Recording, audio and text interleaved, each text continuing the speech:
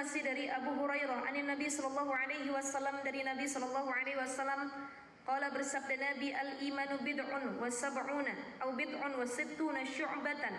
Nabi mengatakan iman itu ada 70 atau 60 cabang. Fa'afdaluha, maka yang paling utama di antara iman tersebut qaulu la ilaha illallah, ya. Yang paling utama di antara 70 atau 60 cabang itu adalah ucapan la ilaha illallah, ya. Wa adnaha, dan yang paling rendah imatatul adza anit thariq, imatatul adza anit thariq. Dan iman yang paling lemah di antara cabang-cabang yang tadi adalah memindahkan duri, ya, dari jalan atau menyingkirkan gangguan yang ada di jalan. Contoh, kita jalan melihat ada paku 5. Ini kalau mobil kena bisa kempes, bocor semua, kita pindahin paku itu disebut dengan kebaikan, iman. Orang yang masih punya iman, dia ngelihat ada yang mengganggu di jalan, dia singkirin. Ada kulit pisang depan masjid, biarin aja, terserah mau ada yang kepleset apa kagak, bukan urusan saya. Oh, imannya masih tipis. Minimal kalau dia masuk dalam tadi 70 cabang iman adalah dia punya kepekaan untuk membersihkan gangguan yang ada di jalan, yang mana gangguan itu bisa membahayakan orang lain. Dia pindahin kulit pisang, dia pindahin duri, beling, kaca, apapun yang mengganggu orang dia singkirkan. Itu disebut dengan wa adnaha, iman yang paling rendah di antara cabang-cabang yang tadi adalah memindahkan atau menyingkirkan gangguan dari jalan. Wal haya'u syu'batun minal iman, dan malu adalah sebagian dari cabang iman. Jadi di antara cabang yang 70 atau 60 tadi ada sifat malu. Orang yang punya sifat malu maka dia masih punya iman, ya. Masih punya iman. Dan malu itu terbagi 2. Ya, malu itu terbagi 2. Pertama ada hayaun nafsiyah, al-hayaun nafsiyah, al-hayaun nafsiyah. Yang kedua ada al-haya'u imaniyah. Al-haya'un nafsiyah ini sifat malu yang menyeluruh. Jadi semua orang punya sifat malu ini. Contoh, semua manusia kalau nggak pakai busana atau baju malu nggak? Malu. Seateis-ateisnya dia, mohon maaf. Sengaku-ngakunya dia nggak punya Tuhan, nggak punya agama, tapi kalau auratnya kelihatan dia malu. Itu nih disebut dengan al-haya'un nafsiyah, malu yang menyeluruh. Baik dia muslim ataupun non-muslim, dia malu kalau auratnya kelihatan. Nah, kalau ada orang yang berani ngumbar aurat atau dia sama sekali nggak pakai busana, ya Allah, itu udah sifat manusianya, al-hayanya tadi udah hilang, dicabut sama Allah gitu ya. Al-haya'un nafsiyah menyeluruh, nggak pakai baju malu semua, al-haya'un nafsiyah.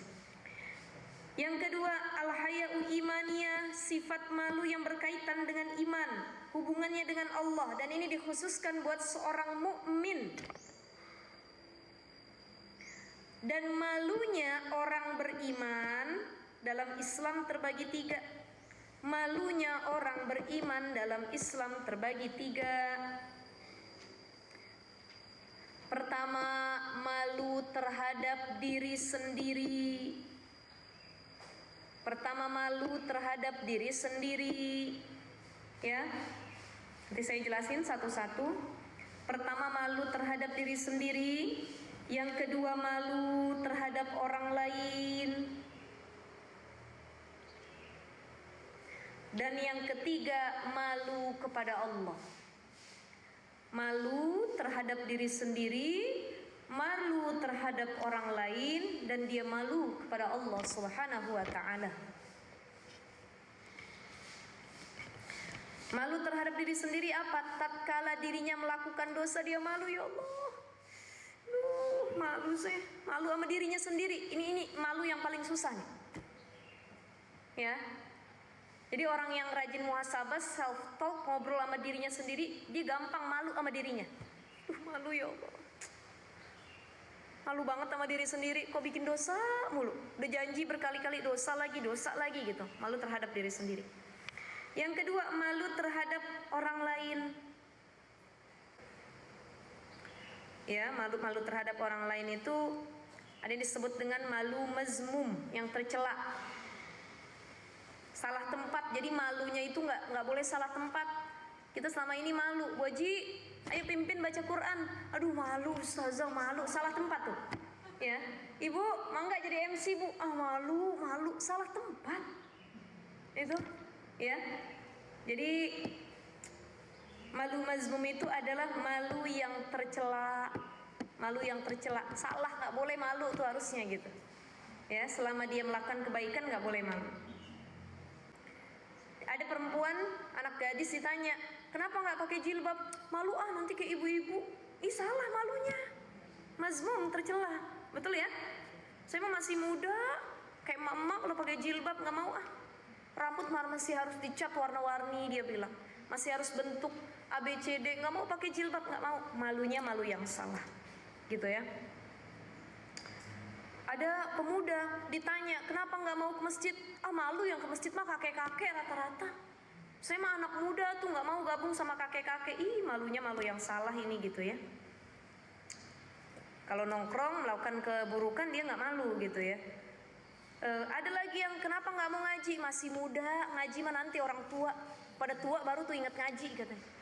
Anak muda mah sekarang waktunya ngejar dunia, nongkrong, main ke kafe, nonton dan lain sebagainya, ngejar konser. Alah ngaji mah nanti.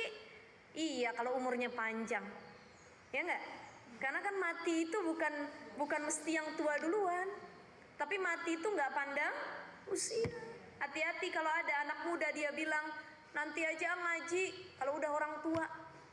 Nanti aja ngaji. Nanti aja pakai jilbab kalau saya udah punya anak katanya. Nanti aja saya sholatnya kalau udah nikah. Ternyata nggak sampai nikah, nggak sampai punya anak, nggak sampai tua, keburu mati. Allahu Akbar. Makanya nggak boleh nanti ya.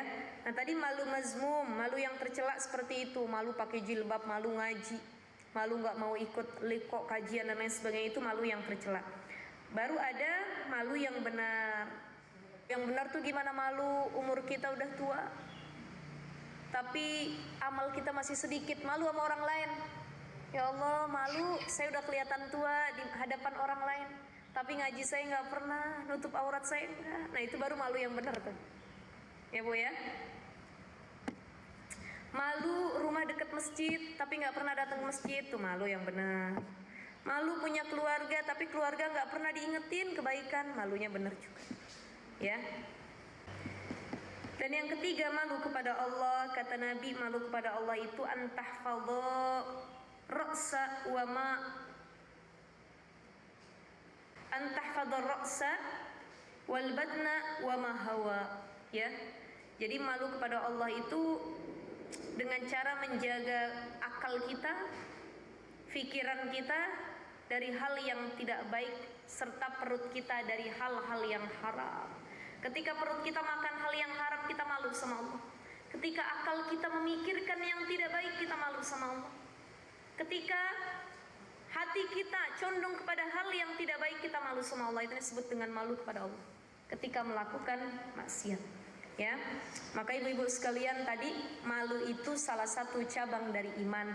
Orang yang masih punya malu berarti dia masih beriman. Dan orang yang beriman di sisi Allah adalah orang yang masih dianggap baik, ya, ketika dia melakukan hal apapun. Itu intinya. Al-imanu billah, harus ada iman dalam hati kita. Insya Allah niat apapun, baik kita pengen mendedikasikan diri kita buat Allah atau kita membantu sama manusia, itu dihitung kebaikan. Fi bayani turuqil khair, itu salah satu bentuk jalan kebaikan. Jadi jangan salah, kebaikan banyak. Diantaranya tadi apa Bu? Berbuat baik kepada tetangga, walaupun yang dikasih cuman ya kecil-kecilan doang, sedikit oleh-oleh, cuman rengginang doang satu plastik. Tapi itu juga berbuat baik kepada tetangga, ya. Kemudian menyingkirkan sesuatu dari jalan yang bisa mengganggu orang lain, itu juga disebut dengan kebaikan di sisi Allah Subhanahu wa taala.